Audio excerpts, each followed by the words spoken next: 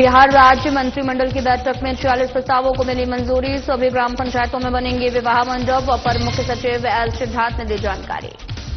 पटना के संवाद भवन में नियुक्ति पत्र वितरण कार्यक्रम में सीएम नीतीश कुमार रहे उपस्थित। बीपीएससी की ओर से चयनित सहायक वास्तुविदों को नियुक्ति पत्र। बिहार के 85 पुलों का सेफ्टी ऑडिट कराएगी सरकार। आईआईटी पटना और आईआईटी दिल्ली के बीच में हुआ एमओयू। पथ निर्माण मंत्री नितिन नवीन ने दी जानकारी। आपातकाल के 50 साल होने पर बीजेपी मना रही काला दिवस। कांग्रेस प्रदेश प्रवक्ता जगदीश साहू ने दी प्रतिक्रिया। कहा, इंदिरा गांधी ने देश हित के लिए लगाई थी इमरजेंसी। जमशेदपुर में मीडिया से रूबरू हुए पूर्व केंद्रीय मंत्री अर्जुन मुंडा। हेमंत सरकार पर जम कर साधा हमला। कहा, सरकार को जनता से नहीं है कोई लेना देना। नमस्कार, मैं हूं आपके साथ अंकिता पाल। बुलेटिन की शुरुआत करते हैं। राज्य मंत्रिमंडल की बैठक आयोजित की गई जिसमें कुल 46 प्रस्तावों को मंजूरी मिली है, जिसमें मुख्य रूप से मुख्यमंत्री कन्या विवाह मंडप योजना के तहत राज्य के सभी 8053 ग्राम पंचायतों में विवाह मंडप का निर्माण कराया जाएगा।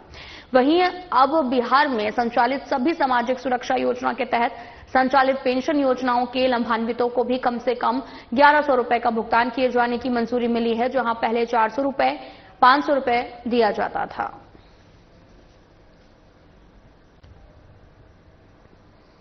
परिषद ने 46 मामलों में निर्णय लिया है। 46 जो सबसे महत्वपूर्ण निर्णय है वह है कि राज्य में जो सामाजिक सुरक्षा पेंशन है उसमें बढ़ोतरी करते हुए सभी कैटेगरी में 1100 रुपए प्रति माह पेंशन जून माह से देने का निर्णय लिया है। सभी कैटेगरी में जो भी कैटेगरीज हैं सभी में परिवर्तित करते हुए, कुछ में 400 है, कुछ में 500 था, सभी को परिवर्तित करते हुए 1100 करने का निर्णय लिया है। मैं ये बता देता हूं कौन से पेंशन है। पहला है इंदिरा गांधी राष्ट्रीय वृद्धावस्था पेंशन। इसमें 26,79,753 लोग हैं। इसमें 400 रुपए दिए जाते थे, जिसको बढ़ा के अब 1100 रुपए कर दिया गया है। इंदिरा गांधी राष्ट्रीय वृद्धावस्था पेंशन है। इसमें 6,32,596 लोग थे। इसमें 400 रुपए था, इसको बढ़ा के 1100 रुपए कर दिया है। इंदिरा गांधी राष्ट्रीय निःशक्तता पेंशन योजना है। 1,10,581 लोग थे इसमें भी 400 को बढ़ा के 1100 कर दिया गया है। राज्य सरकार की भी अपनी 3 योजनाएं थी। लक्ष्मीबाई सामाजिक सुरक्षा पेंशन योजना 8,64,922 थे। इसमें 400 रुपए को बढ़ा के 1100 कर दिया है। पटना के संवाद भवन में नियुक्ति पत्र वितरण कार्यक्रम का आयोजन किया गया। आयोजित कार्यक्रम में बिहार के सीएम नीतीश कुमार उपस्थित थे, जहां पर उन्होंने बीपीएससी की ओर से चयनित सहायक वास्तुविदों को नियुक्ति पत्र प्रदान किया। इस मौके पर बिहार के डिप्टी सीएम सम्राट चौधरी, उप मुख्यमंत्री विजय कुमार सिन्हा, संसदीय कार्य मंत्री विजय चौधरी सहित अन्य मौजूद रहे।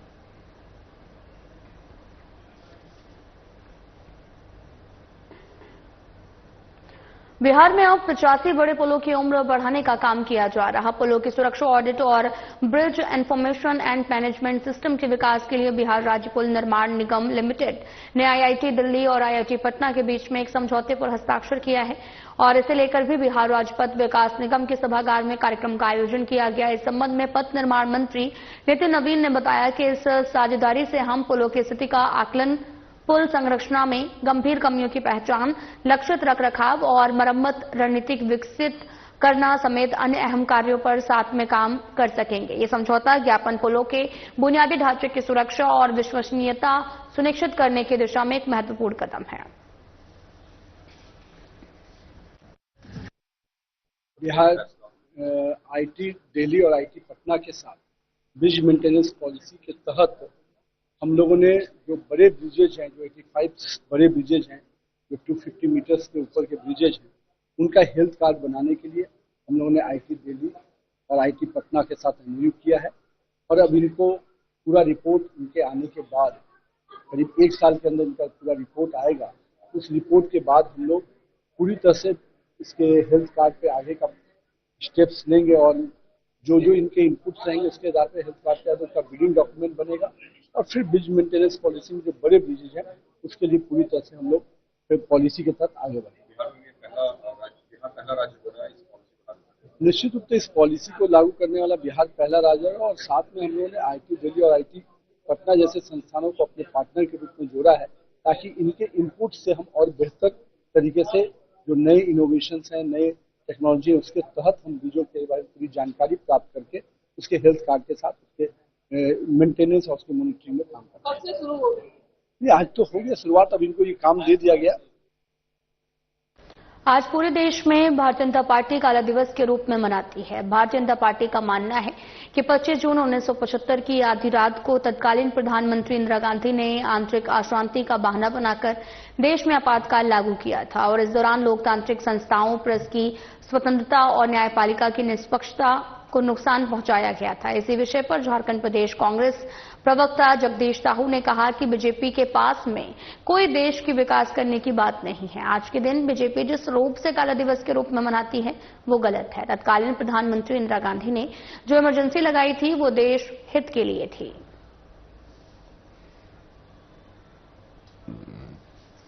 भाजपा के लोग जो हैं, आज के दिन में इमरजेंसी लगाया गया था और इमरजेंसी जो था वो संविधान के तहत ही था और इस इमरजेंसी को उन लोगों ने काला दिवस के रूप में मनाने का काम कर रहा है।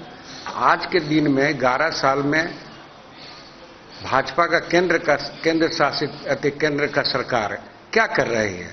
आज अधोघोषित इमरजेंसी लगा हुआ है, चाहे वो प्रेस के माध्यम का हो, चाहे और बहुत सारे मामला में अधोघोषित आपातकाल लगा हुआ है। ये लोग जो है आम जनता को, युवाओं को भटकाने का काम कर रहे हैं। ये महंगाई पर बात नहीं करेंगे, बेरोजगारी पर बात नहीं करेंगे, विदेश नीति पर बात नहीं करेंगे और जो देश की जो स्थिति अभी बनी हुई है उस पर ये बात नहीं करेंगे कि उस पर कैसे काम किया जाए ताकि देश के जनता को भलाई हो सके। लेकिन ये लोग पुरानी चीज को उभारने का काम इसलिए करते हैं, चाहे नेहरू जी हो, इंदिरा जी हो, राजीव गांधी हो, इसलिए करते हैं कि देश के युवाओं को, आम लोगों को दिग्भ्रमित करके, भड़का करके वोट अपना ठीक करना चाहते हैं। लेकिन देश की जनता जो है वो समझ चुकी है भाजपा के चाल को और इसलिए भाजपा के चाल को समझ चुकी है, इसलिए भाजपा को सिरे से नकारने का काम करेगी। साहिबगंज बीजेपी की ओर से 25 जून को आपातकाल के 50वां वर्ष पूरा होने के उपलक्ष्य में एक विचार संगोष्ठी का आयोजन शहर के चौक बाजार स्थित ब्राह्मण धर्मशाला परिसर में किया गया, जिसकी अध्यक्षता बीजेपी जिला अध्यक्ष उज्जवल मंडल ने किया है। और साथ ही आपको यह भी बताते चलें कि विचार गोष्ठी में मुख्य रूप से दुमका के पूर्व सांसद सुनील सोरेन शामिल हुए। कार्यक्रम में सबसे पहले उस समय के आंदोलन में जेल गए साहिबगंज निवासी को अंग वस्त्र और माला पहनाकर सम्मानित किया है। वहीं वक्ताओं ने भी कहा कि आज पूरे भारत में भारतीय जनता पार्टी के कार्यकर्ता कांग्रेस के आपातकाल के विरोध में पूरे देश में गोष्ठी का आयोजन किया जा रहा है ताकि आज की पीढ़ी भी कांग्रेस का ये काला सच भी जान सके कि किस तरह से कांग्रेस ने लोकतंत्र की हत्या कर देश में आपातकाल थोप दिया था।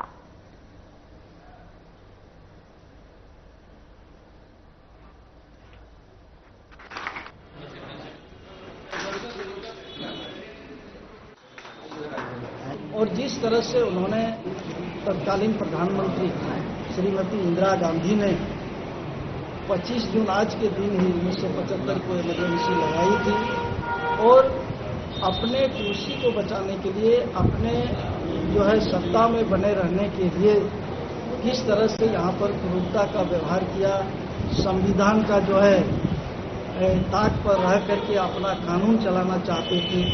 और जिस तरह से हम कहेंगे कि आज जिस तरह हमारे वरिष्ठ नेता हमारे जॉर्ज फर्नांडिस 8 मई 1974 को जो है गुजरात में जो है रेल रोको अभियान चलाया था और उसको रोकने के लिए उन्होंने वहां पर राष्ट्रपति शासन लगा दिया। उसी तरह आप देखेंगे कि जब उसका और उन्होंने दुहाई दिया कि जो है आंतरिक अशांति होने के कारण इमरजेंसी लगाना बहुत जरूरी है। झारखंड अंगीभूत महाविद्यालय अनुबंध शिक्षेतर कर्मचारी मोर्चा की ओर से राजधानी रांची के राजभवन के समक्ष पिछले 78 दिनों से अनुबंध इंटरकर्मी समायोजन की मांग को लेकर धरना दे रहे हैं, लेकिन अब तक कोई विभागीय पदाधिकारी नहीं पहुंचा। इस पर कर्मचारियों ने कहा कि आज हमारे हालात सरकार के रवैये से ऐसा हो गया है कि सड़क पर छोड़ दिया गया है। लगभग 3 महीने होने को हैं, लेकिन हमारी मांगों को लेकर कोई भी सुनने वाला नहीं है। वर्तमान में रिटायर्ड वीसी अजीत कुमार सिन्हा ने हमारी बातों को सुनने से साफ नजरअंदाज कर दिया था, लेकिन अब रांची यूनिवर्सिटी को एक नए वीसी के रूप में पदभार ग्रहण करवाया गया है। हम लोगों ने मुलाकात की और अपना दर्द सुनने का काम किया। उन्होंने आश्वासन दिया कि समय रहते उचित कदम उठाकर ठोस निर्णय लेने का काम करेंगे। लगभग 3 महीना लगभग होने जा रहा है। हम लोग यहाँ पर धरना पे बैठे हैं और हमारा एक ही मांग है कि हम लोग का समायोजन किया जाए। जैसे हम लोग पहले काम करते थे वैसे ही जितने कर्मचारियों का यहाँ समायोजन किया जाए। यह जबकि ये पूरा झारखंड का मुद्दा बन गया है। आप देखें, हम यहाँ पर जो है कुछ लोग आपका गढ़वा से आए हुए हैं, पलामू से आए हुए हैं और कुछ लोग आपका साहेबगंज से भी आए हुए हैं और कल जामताड़ा से भी लोग आए हुए थे। तो ये झारखंड का मुद्दा बन चुका है। और जैसे पिछले जो वीसी का जो अजीत सिन्हा जी का जो कार्यकाल था वो बहुत ही हम जितने भी कर्मचारियों के लिए बहुत दुखदायी कार्यकाल था।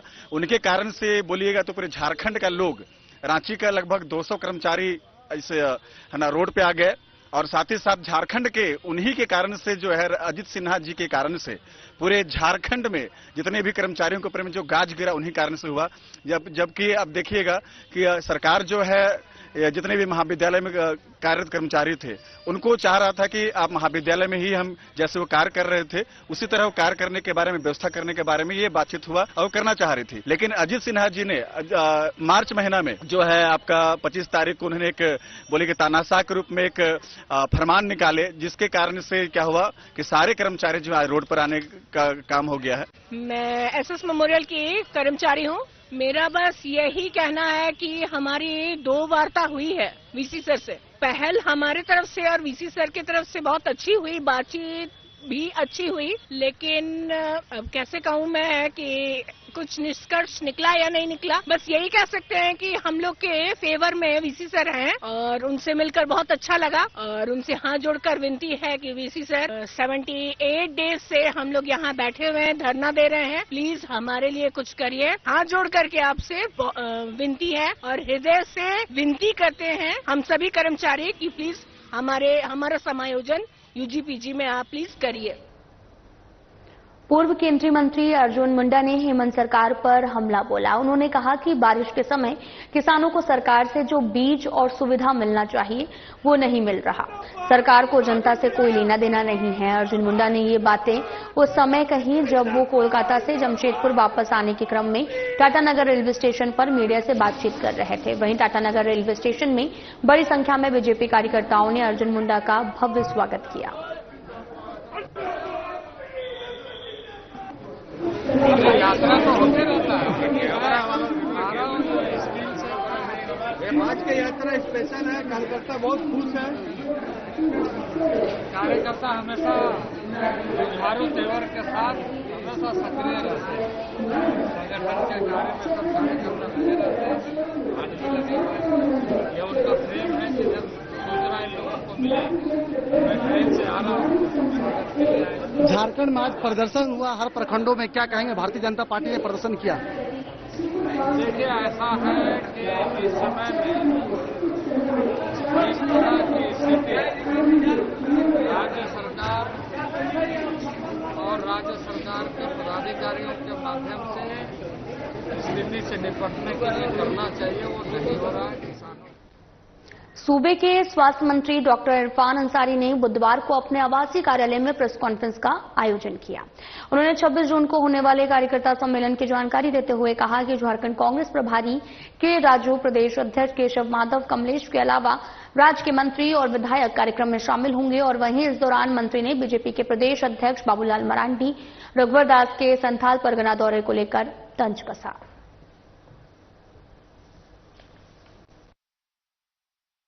बाबूलाल मरांडी जी के बारे में कुछ नहीं कहूंगा, लेकिन रघुवर दास से दोनों का जो मिलन हुआ तो हम ये कह सकते हैं कि ये मिलन नहीं चाहिए इसको।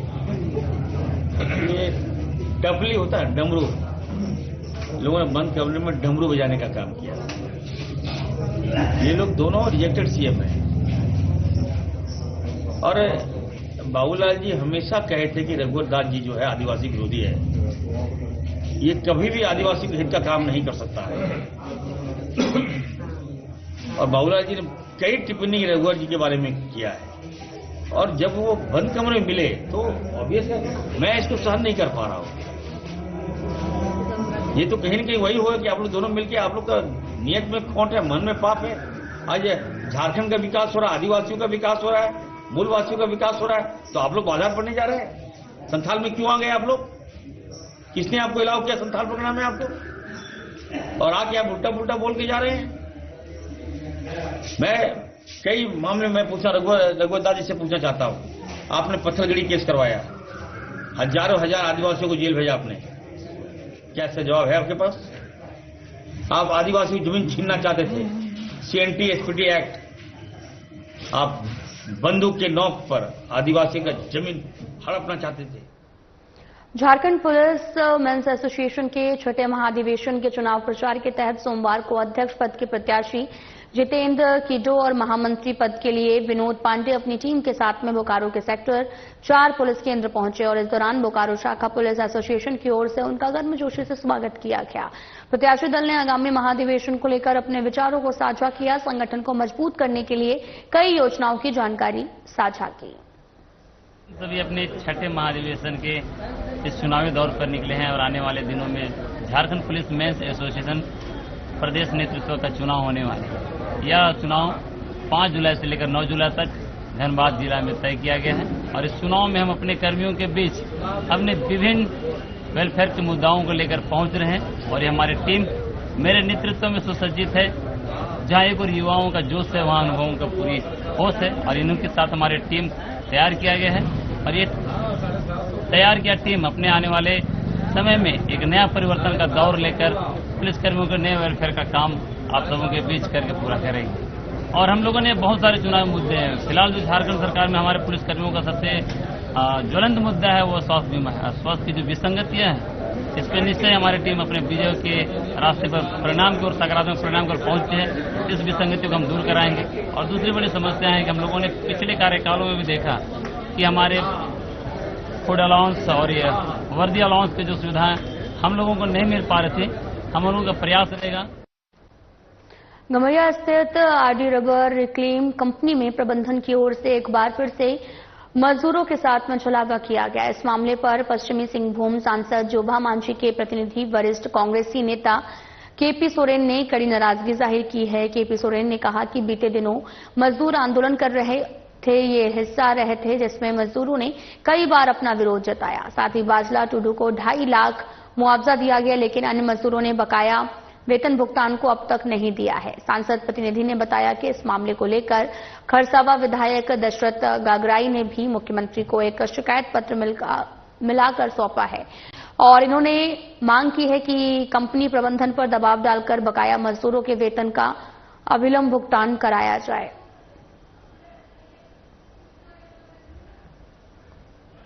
की कमेटी आई थी, जब आई थी तो संयोग से उस दिन माननीय सांसद जोभा मांझी का भी कार्यक्रम सरायकेला में था, तो कमेटी से उनको बात हुई और विशेष करके सांसद महोदया ने हमको कही कि वो जो श्रम विभाग का जो इंस्पेक्टर था उनसे उनको बात हुई और उन लोगों ने जो जिनका हाथ कटा था उनको 2.5 लाख रुपया देने की बात कही उन्होंने। और जितने भी लंबित मामला था उसमें भी उन्होंने कमिट किया कि हम लोग मैनेजमेंट की तरफ से इसको बात करके जितने भी मजदूर पीड़ित हैं उनके लिए हम लोग बहुत नजदीक दिन में अच्छा रास्ता निकाल करके सब लोगों को समायोजित करके और जिनका बकाया है उन लोगों को हम लोग अधिकृत रूप से सब लोगों को देने का काम करेंगे। झारखंड सरकार के श्रम नियोजन, प्रशिक्षण और कौशल विकास जिला नियोजनालय पश्चिमी सिंहभूम की तरफ से 1 दिवसीय जिला मुख्यालय चाईबासा ITI कॉलेज परिसर में रोजगार मेले का आयोजन किया गया। पश्चिमी सिंहभूम जिले से कुल 461 बेरोजगार युवाओं का रोजगार के लिए विभिन्न कंपनियों और संस्थाओं में नियुक्ति के लिए चयन किया गया। जिला नियोजन के प्रधान लिपिक ने बताया कि रोजगार युवाओं के लिए निरंतर संस्थाओं की तरफ से समय समय पर रोजगार मेला लगाया जा रहा है। रोजगार मेला में यहाँ पे बहुत सारी कंपनीज आए हैं। यहाँ पे जो हम लोग पसंद आएगा उसमें सिलेक्ट करना है। अभी फिलहाल तो डाटा एंट्री और कंप्यूटर ऑपरेटर का देख रहे हैं, क्योंकि वो होम बेस्ड है तो फिर 11 कंपनी आई हुई है अलग अलग।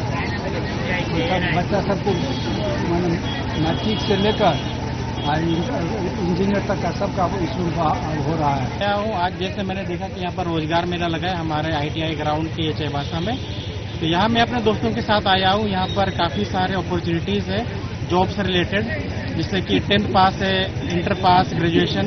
तो उस हिसाब से हम लोगों ने अलग अलग कोर्स के लिए यहाँ पर फॉर्म भरा है। तो यहाँ पर काफी सारे कंपनीज आए हैं, जैसे देख सकते कोल और अमेजोन, टाटा मोटर्स है, और काफी सारे जैसे कि डाटा एंट्री, कंप्यूटर ऑपरेटर और पंचायत कोऑर्डिनेटर जैसे पोस्ट सब है। तो उन चीज के लिए हमने भरा है और ये बहुत अच्छा अवसर है।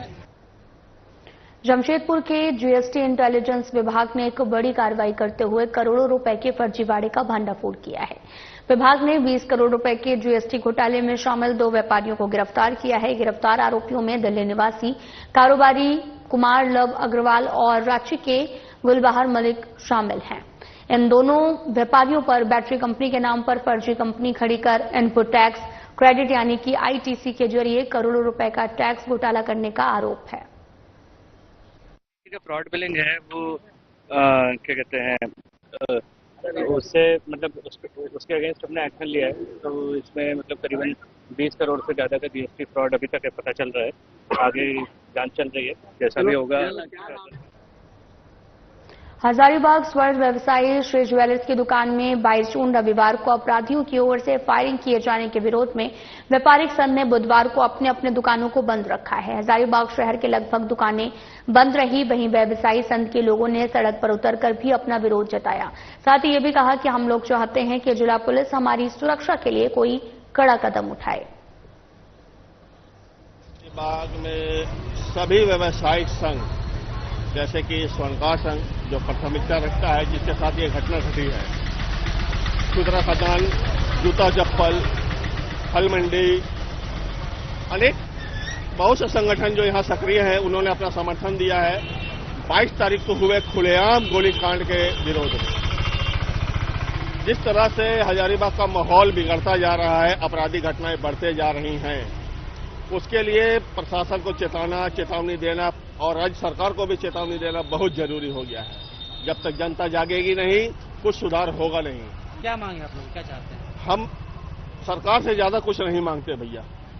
हम चाहते हैं कि व्यापारियों को एक सुरक्षित माहौल दिया जाए ताकि वो खुले मन से अपना व्यापार कर सके। झारखंड के हजारीबाग की बात करें और इन दिनों हजारीबाग का ग्राफ आपराधिक मामलों में काफी बढ़ा है। जी बिल्कुल, सबसे पहले मैं बता दूं कैसे बढ़ा है। पिछले दिनों दिन रविवार को दोपहर के 1:45 में गोला रोड के समीप बडम बाजार में श्री ज्वेलर्स में अपराधियों के द्वारा 7 गोलियां चलाई गई। ठीक इसके बाद सोमवार की सुबह अहले सुबह ओखरी गली नंबर 1 में डकैती का मामला आया। ठीक उसी दिन देर रात बरका गांव के प्रखंड में अपराधियों के द्वारा JCB, वाटर टैंकर समेत तमाम वाहन आग के हवाले किए गए। इसी को लेकर कल देर शाम हजारीबाग में मसाल जुलूस निकाला गया।